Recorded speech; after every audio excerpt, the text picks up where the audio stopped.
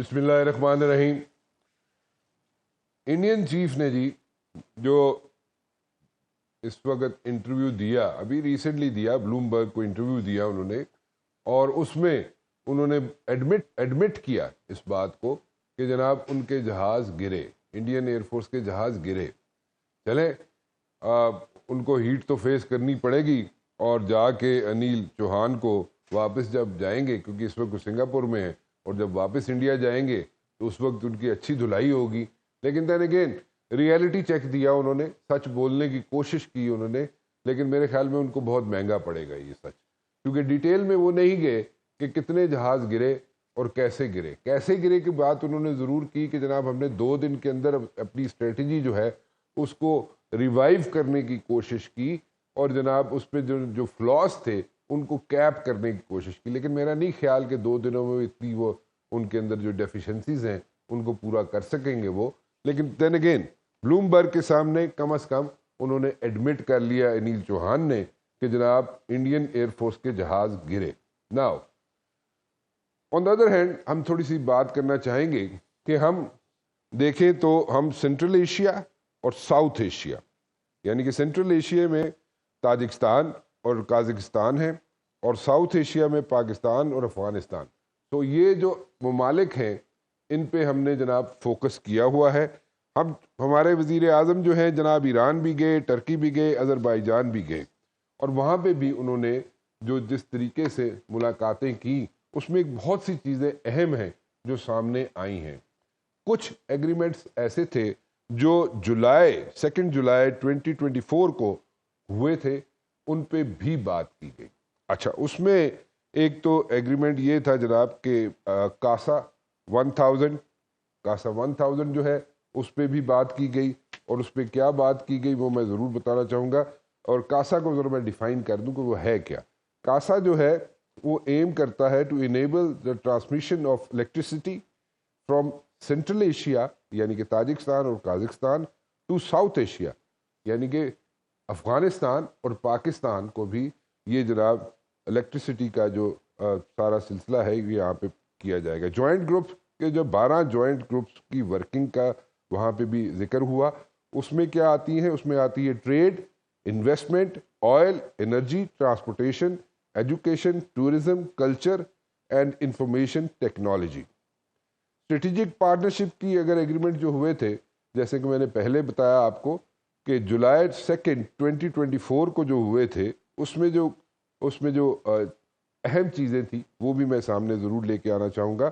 اس میں trade and investment پہ بات ہوئی، انرجی کوآپریشن کی بات ہوئی، ریجنل کنیکٹیوٹی کی بات ہوئی، ڈیفنس اینڈ سیکیورٹی کی بات ہوئی، اور کلچرل اینڈ ایجوکیشنل کوآپریشن کی بھی بات ہوئی.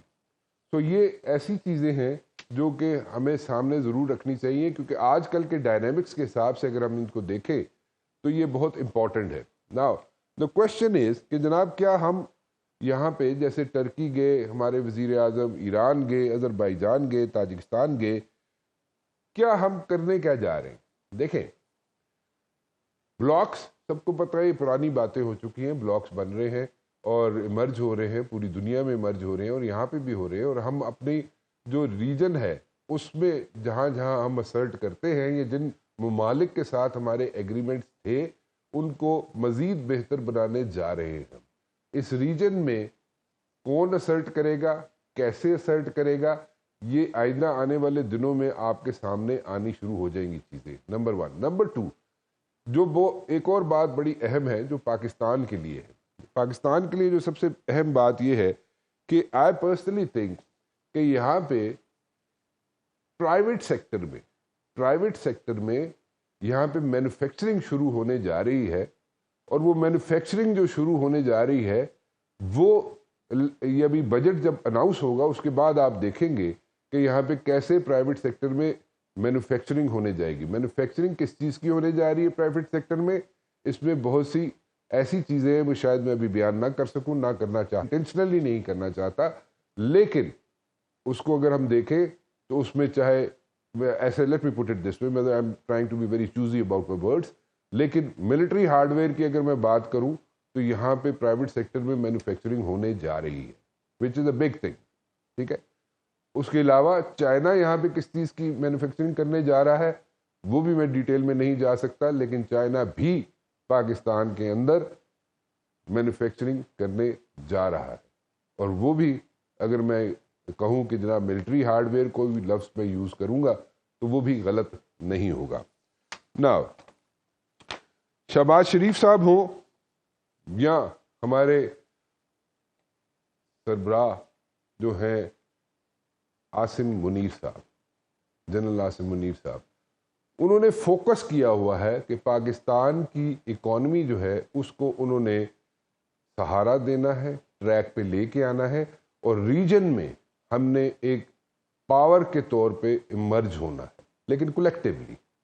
جو ہیجمنی والا خواب تھا انڈیا کا، جہاں پہ انڈیا چاہتا تھا کہ جناب پورے اس علاقے میں اپنی ہیجمنی قائم کرے، وہ ہیجمنی والا خواب تو جناب ختم ہو گیا، کیونکہ ساری دنیا کو انڈیا مارکیٹ کرتا رہا، پچھلے کئی سالوں سے اپنے آپ کو مارکیٹ کرتا رہا کہ جناب وہ اس علاقے میں اس ایریے میں ایک واحد ملک ہے جو یہاں پہ ہیجمنی کریٹ کر سکتا ہے اور چائنا کی ٹکر پہ آ سکتا ہے۔ لیکن میں بار بار کہہ چکا ہوں، آج پھر ریپیٹ کرنا چاہوں گا، میں اس کو 4 دن کا کانفلکٹ نہیں سمجھتا جو ابھی ریسنٹلی ہوا تھا، میں اس کو 3 گھنٹے اور 45 منٹ کا کانفلکٹ سمجھتا ہوں کہ 3 گھنٹے اور 45 منٹ میں سب چیزیں عیاں ہو گئی اور اس کی انڈیا کی کلی کھل گئی۔ I have said it so many Times that India جو ہے اس کو اتنا بڑا ڈیمیج جو ہوا ہے وہ مودی کے علاوہ کوئی نہیں کر سکتا تھا، اور مودی ٹھیک ہے، ہم کہتے ہیں کہ he is a psychopath, but then again he needs to get himself treated۔ Harley Street کا میں بڑی دفعہ اگزامپل دے چکا ہوں، وہاں سے کروا سکتا ہے۔ اور جو آپریشن کا نام دیا جناب سندھور، اور کہتے ہیں جناب کہ پہلا فیز ہے سندھور کا آپریشن کا، تو پہلے فیز میں تو جو اپنا سندھور لگایا تھا مودی نے وہ وہاں پہ کامیاب نہیں ہو سکا، اس کی لائف میں جو سندھور لگانے کا وقت تھا وہ میرے خیال میں پورا نہیں ہو سکا، کیونکہ probably he was unable to perform. اور ابھی جس طریقے سے را ہو یا باقی ان کی جو انٹیلیجنس آؤٹ فٹس ہوں، وہ کس طریقے سے کیلیفورنیا میں ان کے لیے بندوبست کر رہی ہیں، کیونکہ وہاں پہ لا ہے مرد مرد سے شادی کر سکتا ہے، تو وہاں پہ ان کے لیے کچھ کوششیں جاری ہیں۔ اینی ویز ابھی ایک نئی دھمکی سامنے آئی ہے، اور وہ یہ ہے جناب کہ نیکسٹ ٹائم اگر ہم خدا نخواستہ یہاں پہ ہٹ کرنے کی کوشش کریں گے پاکستان کو، تو وہ سمندر کے راستے سے کرنا شروع کریں گے۔ سمندر کے راستے سے اگر ہٹ کریں گے تو وہ ایک کنورٹ ہو جائے گی ریجنل وار میں۔ میرے ساتھ موجود ہیں جناب آج ایئر مارشل عامر مسعود صاحب، میجر جنرل سمریز سالک صاحب، ریئر ایڈمرل فیصل شاہ صاحب، آپ سب کا بہت بہت شکریہ۔ میں عامر صاحب آپ سے شروع کرنا چاہوں گا، کیونکہ ابھی جو انڈین چیف نے انیل چوہان نے جو جس طریقے سے یہاں پہ بات کی ہے، جنرل کچھ زیادہ تو نہیں بول گیا، انڈین جنرل کچھ زیادہ تو نہیں بول گیا عامر صاحب؟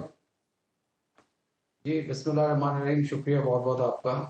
لیکن جی جو چیز اس نے کہہ دی ہے، میں سوچ رہا ہوں کہ شاید he was under some influence اور ہی وازنٹ پراپرلی اورینٹیڈ جو اس نے جواب دیا ہے، اور اگر وہ سب کچھ اورینٹیشن کے ساتھ اور سینٹی کے ساتھ اس نے دیا ہے تو یہ ایک بہت سیریس اسٹیٹمنٹ ہے۔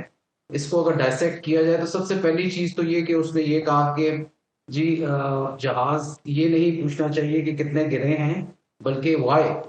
تو یہ چیز، یہ سوال جنگ کے دوران نہیں پوچھا جاتا، یا تو یہ جنگ کے بعد پوچھا جاتا ہے یا پیس ٹائم میں آپ وائی والا فیکٹرز کو رکھتے ہیں تاکہ in case of any contingency کوئی وائی والا ایلیمنٹ نہ آئے۔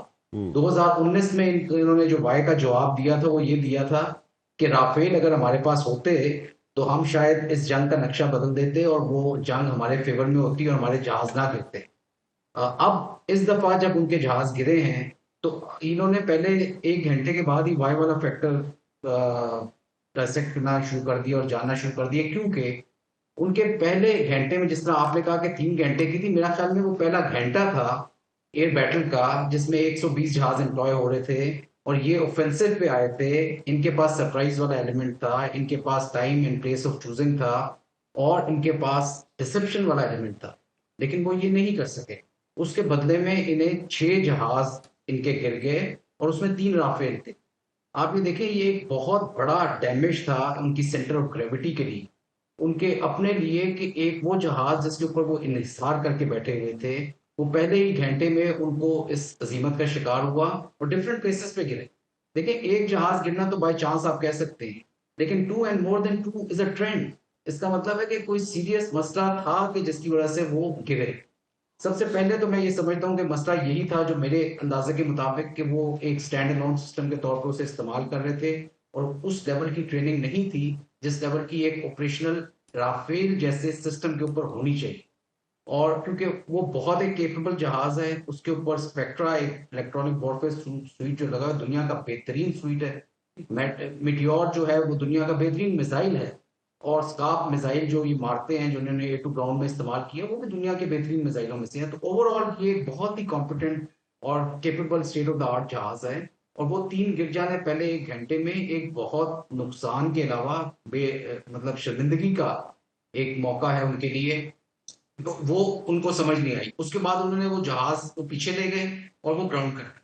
اس کے then the blame game actually started. اور فنگر پوائنٹنگ میں انہوں نے رافیل کی جو ٹیم تھی وہ بھی امیڈیٹلی آ گئی جیسے ہی پیس ٹائم ہوا. اور 4 دنوں کے بعد مسئلہ کیا ہے، دوسری چیز وہ یہ کہتے ہیں سی ڈی ایس صاحب کہ جی ٹیکٹیکل لیول کا کوئی ایشو تھا. That means he is trying to point the finger towards some tactical commanders یا آپریشنل کمانڈر، کیونکہ he himself is at strategic position. So یہ بھی ایک ڈس جوائنٹنس نظر آئی. تیسری چیز جو نظر آئی وہ یہ تھی کہ ان کی جو ملٹری اور سویلین لیڈرشپ ہے اس میں ایک بہت بڑا گیپ نظر آیا تھرو آؤٹ دس وار. کیونکہ اگر آپ ایئر چیف جو ان کے تھے سنگھ، جو ان کی بھی اگر آپ اسٹیٹمنٹ سنیں تو he is not at all satisfied with the action and also جو کیپیسٹی بلڈنگ گورنمنٹ نے ان کی ہے. 6 سالوں میں جو کچھ وہ مانگتے رہے پلوامہ کے بعد، جو اس کو ایک صورت میں تو چلے انہوں نے رافیل دے دیے لیکن اس کی کمپلیٹ کیپیسٹی بلڈنگ نہیں ہوئی. کیونکہ وہ ہمیشہ یہ کہتے ہیں کہ ہم 2 فرنٹ وار لڑیں گے. 2 فرنٹ وار کے لیے انہیں 42 سے 43 اسکواڈرنز چاہیے.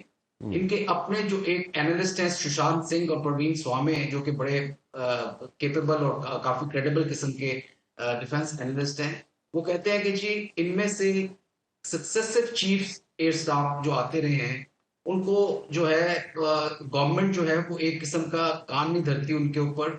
کیونکہ وہ 42 کیا اس وقت صرف 31 اسکواڈرن موجود ہے. 31 میں سے 4 سے 5 اسکواڈرن جو ہیں وہ ان کے جیگور کے اور MiG 21 کے ہیں جنہیں وہ آپریشنل یا فلائنگ وردی یا کامبیٹ وردی نہیں سمجھتے اور ان کو اس جنگ میں استعمال نہیں کیا. پھر اسی طرح جو LCA تھا ان کا اپنا جو بنایا ہوا جو جہاز ہے اس کو بھی انہوں نے استعمال نہیں کیا کیونکہ اس کے اندر بہت سارے ایشوز ہیں مینٹیننس کے. آخر میں جو آئسنگ آن دا کیک ہے یہ MiG 29 اور Su-30 رہ جاتے ہیں جو کہ مین ان کی ورک فورس ہے. اس کی جو سروسبلٹی ہے according to all the estimates 50% سے بھی کم ہے. یہ ان کے اپنے اینالسٹ کہہ رہے ہیں. یعنی کہ اگر 20 اسکواڈرن ہیں ان کے تو 10 اسکواڈرن صرف فلائی کریں گے. کہنا میں یہ چاہ رہا ہوں کہ CDS جو ہے وہ ایک قسم کی اپنی شکست کو بھی تسلیم کر رہا ہے. اس کو شرمندگی ہے کہ وہ اس طرح سے جہازوں کی پرفارمنس نہیں کر سکے جس طرح سے انہیں کرنی چاہیے تھی.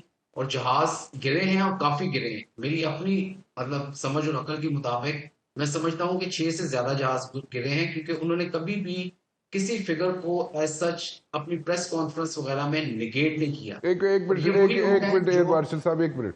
آپ کہہ رہے ہیں کہ آپ کی اپنی جو اسیسمنٹ ہے اس کے مطابق 6 جہازوں سے زیادہ جہاز گرے ہیں. تو یہ اسیسمنٹ آپ کے ایکسپیرینس کے حساب سے آپ کہہ رہے ہیں یا کیسے؟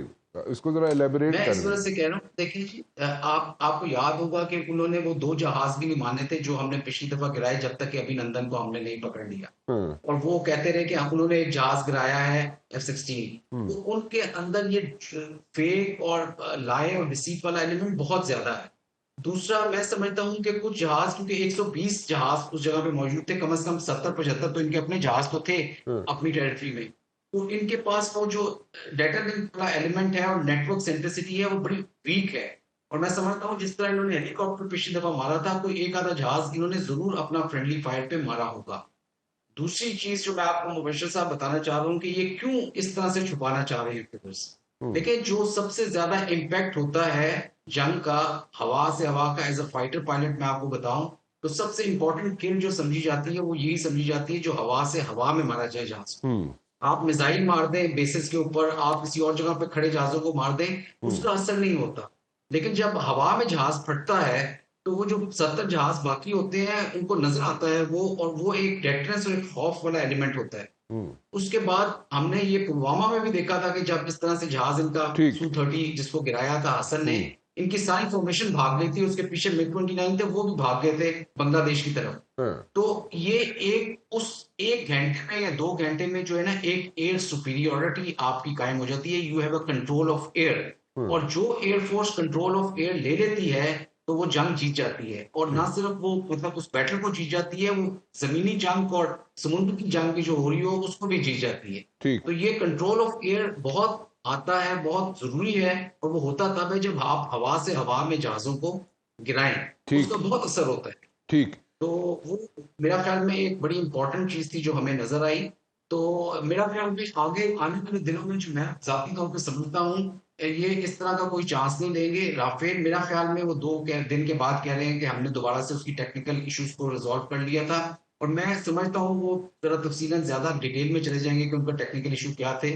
ٹیکنیکل ایشو نہیں ٹھیک تھے ایز سچ، وہ پائلٹیبلٹی والے ایشو تھے، کیونکہ یہ رافیل ہی کو استعمال کر رہے تھے بامب مطلب میزائل مارنے کے لیے، جو اسکاپ میزائل ہوتا ٹھیک ہے ٹھیک وہ اسی کو استعمال کر رہے تھے A-to-A رول میں، ٹھیک جسے کہتے ہیں ملٹی رول ٹھیک جہاز۔ ٹھیک اس ملٹی رول کی وہ ٹریننگ نہیں تھی ان کے پاس، کیونکہ جہاز میں جب اسکاپ میزائل لگا ہو تو بہت ہیوی ہو جاتا ہے اور اس کی مینوورنگ نہیں ہو سکتی۔ ٹھیک تو میں سمجھتا ہوں کہ شاید اس طرح کا بھی ایشو ان کے ساتھ رہا ہو کہ وہ جہاز جن کے ساتھ اسکاپ میزائل لگے ہوئے تھے اور وہ انہیں گرایا، جتنے بھی ماڈرن جہاز ہیں جی ان کا کمپیوٹر سینس کر لیتا ہے کہ آپ کا جہاز کتنا لوڈ لے کے جا رہا ہے، ٹھیک اور اس کے ساتھ اس کی مینوربلٹی، اس کی ایجلٹی، اس کی جو جیز ہوتی ہے، اس کی جو ٹھیک ہے سپیڈ ہوتی ہے وہ کم ہو جاتی ہے، بالکل ریسٹرکٹ ہو جاتی ہے۔ بالکل ٹھیک یہ ماڈرن جہازوں میں ہوتا ہے۔ بالکل تو ٹھیک وہ والا ایشو میں سمجھتا ہوں صرف فائٹر پائلٹ اور جو مطلب F-16 وغیرہ اور باقی اڑا چکے ہیں کہ یہ مسئلہ بھی ان کے ساتھ ہو سکتا ہے، بٹ وہ پھر ان کی ٹریننگ کا مسئلہ ہے، ٹھیک ہے ان کی ٹھیک ہے پائلٹیبلٹی کا مسئلہ بالکل ہے۔ ٹھیک ہے بالکل ٹھیک ہے۔ میں ذرا ریئر ایڈمرل صاحب آپ کی طرف آ چکا۔ فیصل صاحب مجھے ایک بات سمجھائیں، ابھی جو نئی دھمکیاں آ رہی ہیں وہ یہ آ رہی ہیں کہ جناب نیکسٹ ٹائم اگر ہم سٹرائک کریں گے، انڈیا کہہ رہے ہیں کہ نیکسٹ ٹائم اگر ہم سٹرائک کریں گے تو ہم جناب سی سائڈ سے آئیں گے، یعنی اگر سی سائڈ سے آئیں گے تو پھر تو وہ وار کا اسپیکٹرم بڑھ جائے گا پورے ریجن میں، یعنی ریجن میں جنگ کرنے کا ارادہ رکھتا ہے انڈیا پھر۔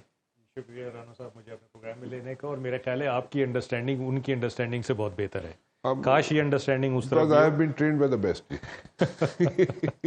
اور میرا یہ خیال ہے کہ ان کی بھی انڈرسٹینڈنگ ہے یہ، اچھا اگر یہ نہ ہوتی جی تو اس دفعہ ان کے پاس پورا موقع تھا یہ فرنٹ کھولنے کا، اچھا کیونکہ ان کی پٹائی ہو رہی تھی، ہاں اس پٹائی کو روکنا تھا، اس ڈیمیج کو کم کرنا تھا، کوئی ہزیمت کا مطلب اس کو کم کرنا تھا، کوئی خفت مٹانی تھی، تو وہ اگر کرنا چاہتے تو اس وقت کر لیتے، لیکن ان کو یہ پتا ہے کہ اگر وہ سی فرنٹ کھولیں گے تو اس کے پھر کیا مضمرات ہوں گے، کیا اثرات ہوں گے، اور وہ آپ کی بات بالکل ٹھیک ہے کہ وہ صرف ایک علاقے سے بڑھ کے وہ نہ صرف ریجن بلکہ ریجن سے باہر بھی پھیل جائے گی۔ اور میں یہ تھوڑا سا آپ کو پھر ایکسپلین کر دیتا ہوں۔ جی دیکھیں ان کے لیے ان کا میڈیا کیا شور مچا رہا تھا کہ ان کے لیے ٹرافی یہ ہے کہ وہ کراچی پورٹ پہ اٹیک کریں گے۔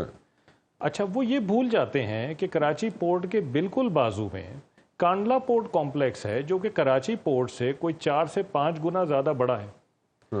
اچھا ہمارا تو ایک کراچی پورٹ جاتا ہے، ان کے پاس تو آف شور انسٹالیشنز ہیں، ان کے پاس تو وہاں پہ پورٹ ہاربر ہے، آئل رگز ہیں، وہاں پہ ریفائنری ہے، ان کی میکسیمم شپنگ وہاں پہ آتی ہے اور وہاں سے جاتی ہے، تو ان کو 4 سے 5 گنا نقصان ہونا تھا، کیونکہ پاکستان نیوی کے پاس جو میزائلز ہیں یا ایئر فورس کے پاس ہمارے جو میزائلز ہیں اس کے لیے تو ہمیں وہاں جانے کی بھی ضرورت نہیں ہے، ہمیں سی میں شاید باہر نکلنے کی ضرورت نہ ہو، ہم کراچی کے اندر سے کھڑے ہو کے اس کو مار سکتے ہیں اور تباہ کر سکتے ہیں۔ یہ بات ان کو پتہ تھی، اور یہ کانسٹنٹ ہے، یہ ایک کانسٹنٹ فیکٹر ہے جو کہ آئندہ بھی جب کبھی وہ سی فرنٹ کھولنے کا سوچیں گے تو وہ اس بات پہ ضرور غور کریں گے۔ دوسری چیز، آپ کی شپنگ کو اٹیک کرتے ہیں تو ہماری تو اللہ تعالیٰ نے اتنی اچھی جغرافیکل پوزیشن دی ہے، لوکیشن دی ہے کہ ہم تو پرشین گلف کے بالکل ساتھ ہیں، ہمارے شپس نکلتے ہیں پاکستانی پانی میں آ جاتے ہیں، ان کی شپس یہاں سے نکلتے ہیں اور پورا بحر ہند کراس کر کے وہ جاتے ہیں پھر اپنی پورٹس پہ، تو ان کو زیادہ مشکل ہے اس شپنگ کو پروٹیکٹ کرنا بجائے پاکستان کے، تو پاکستان کے شپ کو وہ ماریں گے، پاکستان ان کی شپس کئی گنا زیادہ شپس کو اٹیک کر سکتا ہے بڑی آسانی سے اپنے گھر میں رہتے ہوئے۔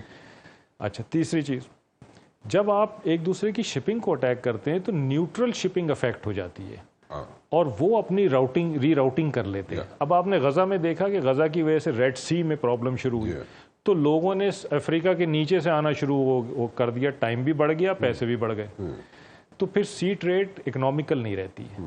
تو یہ بھی ایک اس طرح سے پھر یہ ریجن میں پھیل جاتی ہے. پھر غلطی کا احتمال رہتا ہے, سی میں غلطی کا بھی احتمال رہتا ہے. آپ پاکستانی شپ کو مار رہے ہیں, ہو سکتا ہے کسی نیوٹرل شپ کو لگ جائے تو وہ ملک بھی اس میں انوالو ہو جائے گا. پھر نیوٹرل شپنگ وار سرچارج لگا دیتی ہے بہت سارے ملکوں پہ جن کی ٹریڈ نے یہاں سے گزرنا ہے, بالکل ٹھیک, تو ان کے لیے یہ سب مہنگا ہو جاتا ہے. تو یہ تو ایک مطلب سی پہ کوئی فرنٹ کھولنا پھر کنٹرولیبل نہیں ہے کسی کے بس میں, پھر یہ پھیلتا چلا جاتا ہے, پورے ریجن سے بھی زیادہ اسپریڈ ہو جائے گا. یہ تو پھر مطلب انڈیا چاہتا ہے کہ پورے ریجن میں چلیں, تھوڑی سی ایج دے دیتے ہیں, مطلب وہ انڈیا یہ چاہتا ہے کہ جو ابھی دھمکی دی ہے انہوں نے کہ انڈیا یہ چاہتا ہے کہ سیز کی سائڈ سے ہم اٹیک کریں گے نیکسٹ ٹائم, تو دیٹ مینس کہ in so many words India is saying کہ میں ہم پورے ریجن میں جنگ چھیڑیں گے, پورے ریجن میں جنگ. تو پھر اس میں تو اسکلیشن کاسٹ بڑھ گئی, جیسے ٹریڈ کی آپ بتا رہے ہیں, اسکلیشن کاسٹ کہاں سے کہاں چلی جائے گی, تو اس میں تو کئی ملک جو ہیں وہ متاثر ہوں گے. تو اس کا مطلب سارے مل کے پھر کٹن گے جا کے انڈیا نو, یہی ہو سکتا ہے پھر. ظاہری بات ہے, مطلب وہ کوشچن کریں گے ان کی عقل پہ کہ تمہیں یہ نہیں پتا تھا کہ یہ اس طرح سے پھیل جائے گی اور ہم اس میں افیکٹ ہو جائیں گے, ہم اس میں سکن ہو جائیں گے. وہ پرائرٹیز ڈفرینٹ ہے نا. آپ میں ریئر ایڈمنسٹریٹر صاحب, آپ میرا خیال تھا آپ کو پتا ہوگا, لیکن را کی پرائرٹیز ڈفرینٹ ہے نا. وہ تو they are engage in like California, they are looking into that law, and وہاں پہ ایشوز ڈفرینٹ ہے. وہ اس طرح یہاں پہ انہوں نے جو انٹیل دی, دیکھیں مجھے تو یہی سمجھ آتی ہے being a student of D S S, کہ مجھے تو یہ سمجھ آتی ہے کہ جو انٹیل ملے گی, را نے جو انٹیل دی ہوگی اسی پہ اسٹریٹجی بیس ہوگی. کیوں جن صاحب, اسی پہ اسٹریٹجی بیس کریں گے نا. وار تو اسی پہ لڑی جائے گی نا, میں آسان لفظوں میں بتا دوں, وار تو اسی چیز پہ لڑی جائے گی نا جو انٹیل آئے گی. تو دیٹ مینس کہ at the very first place را نے انٹیل ہی غلط دی, ایئر چیف کو, انڈین ایئر چیف کو, انڈین آرمی چیف کو, انڈین نیول چیف کو. مطلب پھر وہ پرائرٹیز ڈفرینٹ ہے نا. یا تو ہارلے اسٹریٹ کا کام ان سے کرا لیں, یا پھر ان سے کیلیفورنیا والا کام کروا لیں را کے چیف سے. تو وہ پرائرٹی ان کی ڈفرینٹ ہے. یہاں سے غلط انفارمیشن جاتی نہیں, جس کی وجہ سے پورا دیکھیں ویسے بڑا پورے اتنے سالوں سے جو وہ اپنے آپ کو مارکیٹ کرتا رہا انڈیا پوری دنیا میں کہ جناب اس کی ہیجمنی یہاں پہ قائم ہو سکتی ہے, یو گائز انویسٹ ان اس, اور وہ بیچتا رہا اپنے آپ کو. وہ تو ختم کر دی مودی نے سارا کچھ.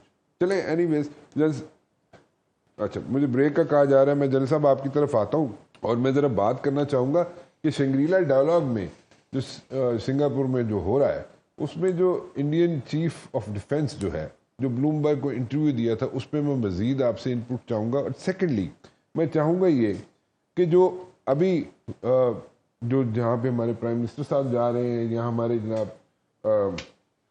یہاں پہ سارے ٹرپس جو ہو رہے ہیں ہمارے, تو اس میں ہم لوگ جو ہے ٹرکی ہو, ایران ہو, آذربائیجان ہو, ترکمانستان ہو, تو وہاں پہ کیا کچھ ہو رہا ہے اور کون کون سے ایگریمنٹ جو ہیں مطلب ان کو مزید اسٹرانگ بنانے کی کوشش کی جا رہی ہے.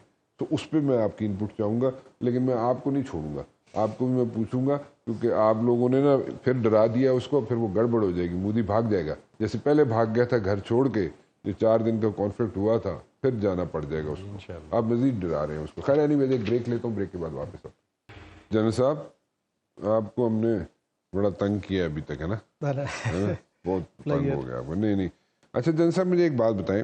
دیکھیں ہم لوگ ٹرکی گئے, ایران گئے, آذربائیجان گئے, ترکمانستان گئے, ٹھیک ہے.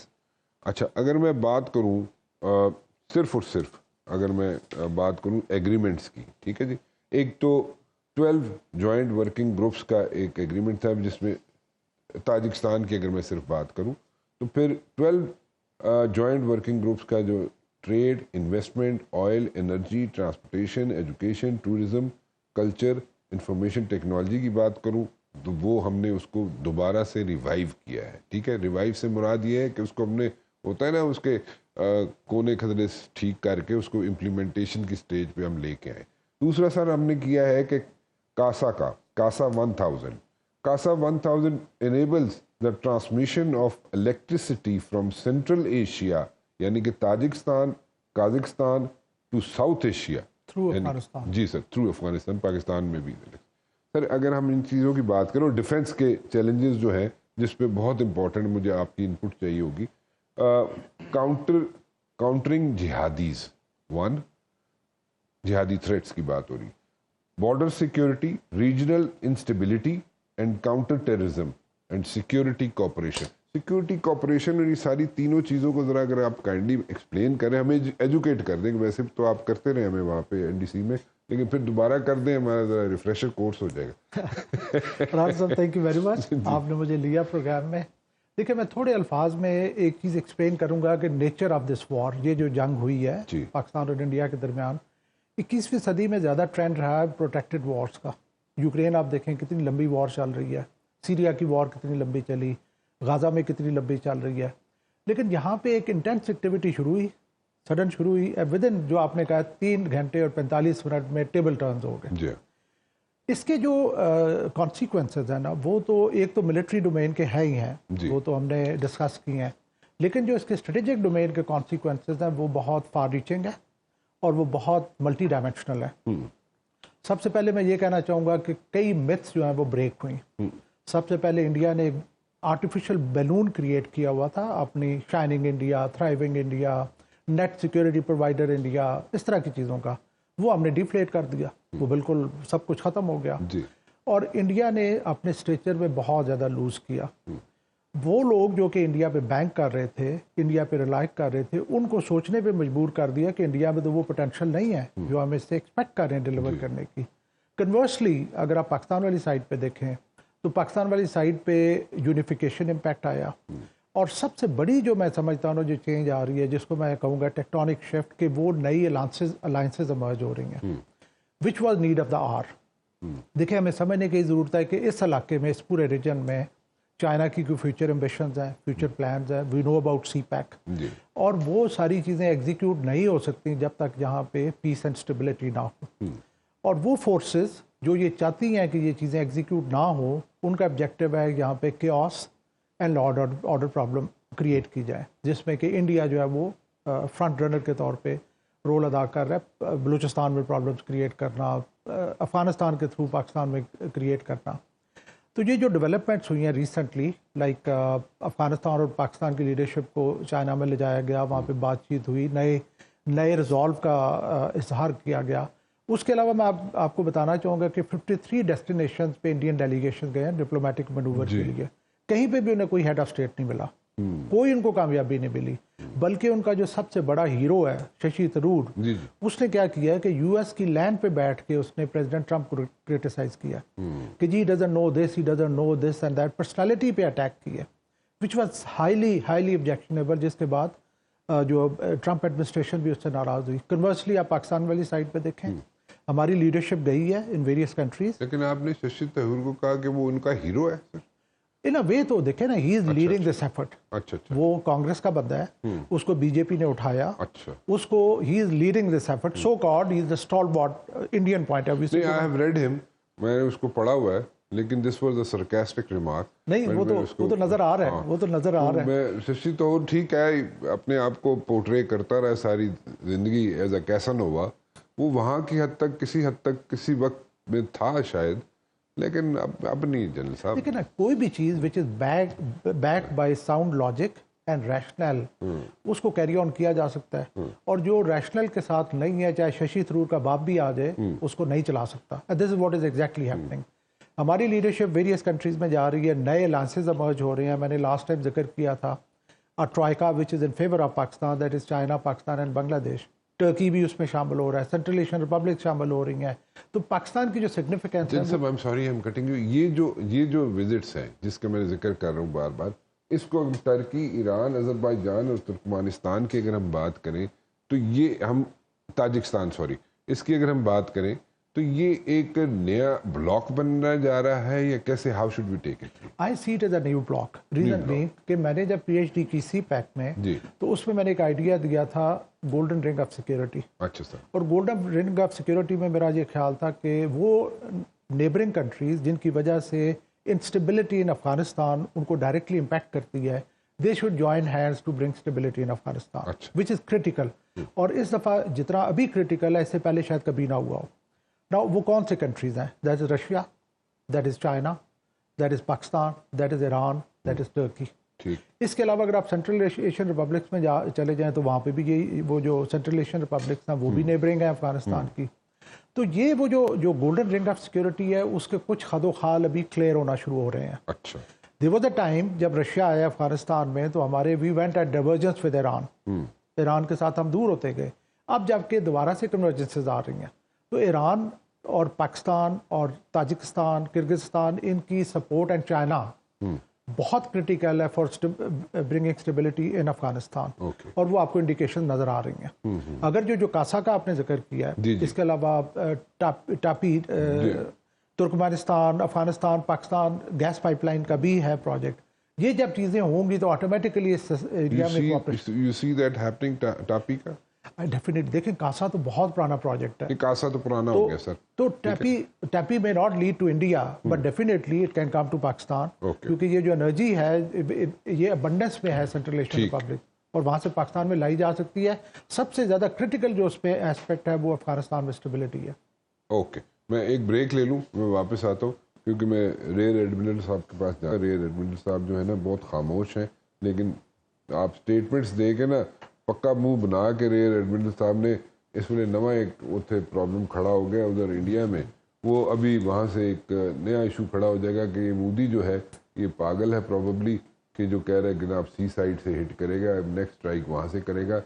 मेरे ख्याल में पूरे रीजन में वॉर जो है वो छिड़ जाएगी. लेकिन रेयर एडमिरल साहब जो है वो उससे आगे जा रहे हैं. वो कह रहे हैं सिर्फ रीजन नहीं है तो उससे भी ज़्यादा एक्सपैंड हो जाएगी वॉर. तो एक और ब्लंडर करने जाएगा अगर ऐसी हरकत करेगा. एक छोटी सी ब्रेक के बाद जनरल साहब मुझे ये बताएं कि ये हम बात कर रहे थे टर्की, ईरान, अजरबैजान, ताजिकिस्तान, ये हम इसमें हमारा रोल क्या होगा सर? सी पैक जो है वो पाकिस्तान के लिए क्रिटिकल है. Okay.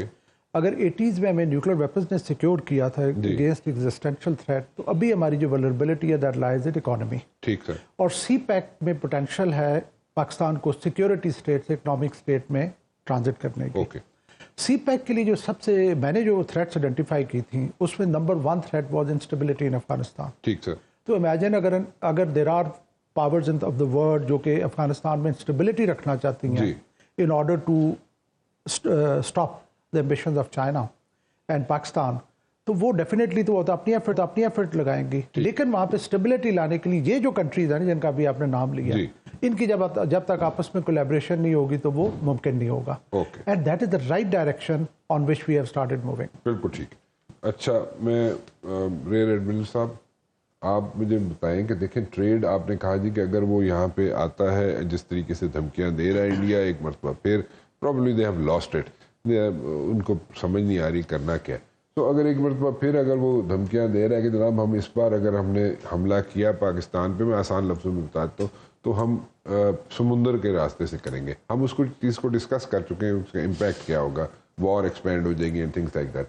When it comes to economy वो भी हमने किसी हद तक उसको टच किया.